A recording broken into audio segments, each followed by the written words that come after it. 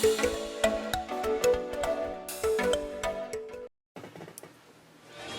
guys, so welcome to Jesh Vlog Tutorial. At ngayon, tuturuan ko kayo kung paano maglagay ng end screen sa inyong video. Ayan, so punta lang kayo sa Chrome. And then, search nyo yung youtube.com. And punta kayo sa account nyo. But, i-desktop nyo muna siya. Request desktop site.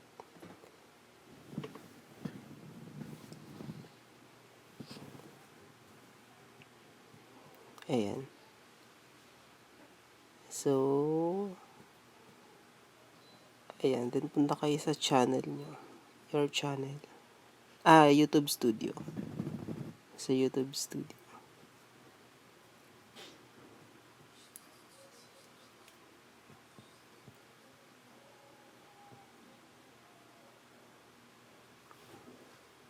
And then, punta kayo sa video.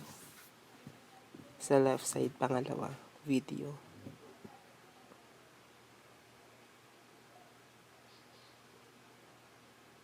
Ayan. Then, pili kayo ng video na lalagyan nyo ng end screen. Ayan. So, piliin ko itong una.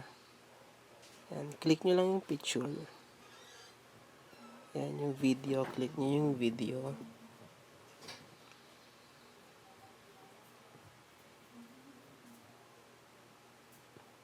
Ayan. Click nyo yan. And yung pencil. Edit. Click nyo yung pencil.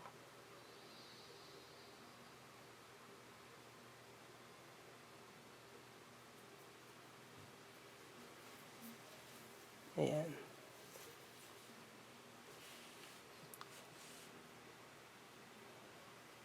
Ayan. And then sa right side yung end screen. Nakikita nyo yung end screen sa right side. Then click nyo siya.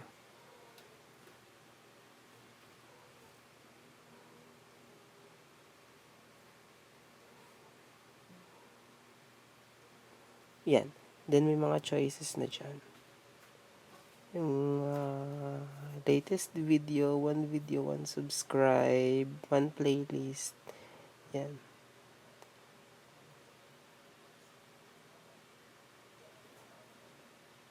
Parang template siya.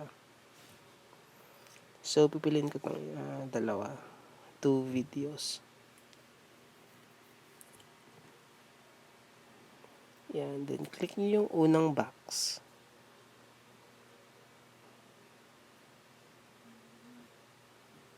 Yan. Sa left side yung mga elements.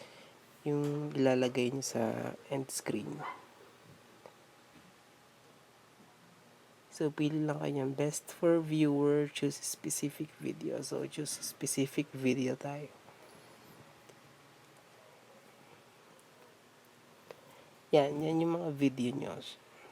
So, pili tayo ng video para dun sa first box sa end screen. Yan. So, I choose this one. Then, sa second box, pili din kayo ng another video. Ayan.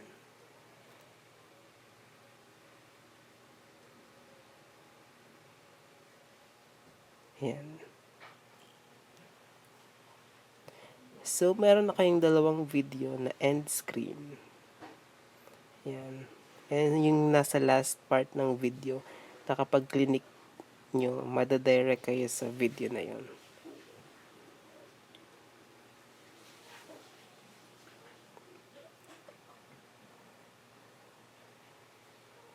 Then, save nyo lang siya.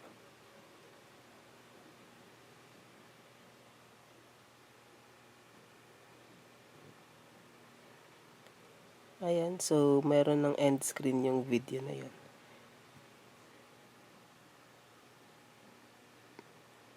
Now, balik kayo sa home screen. And then, check nyo sa YouTube app. Ayan. Then, punta kayo sa channel nyo and check yung video kung meron na siyang end screen. So, check natin siya. Ayan. Fast forward na natin.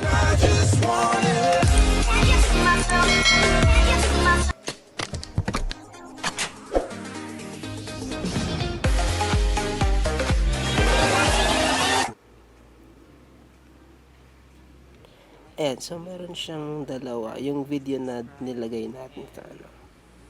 Ayan. So, meron na siyang end screen.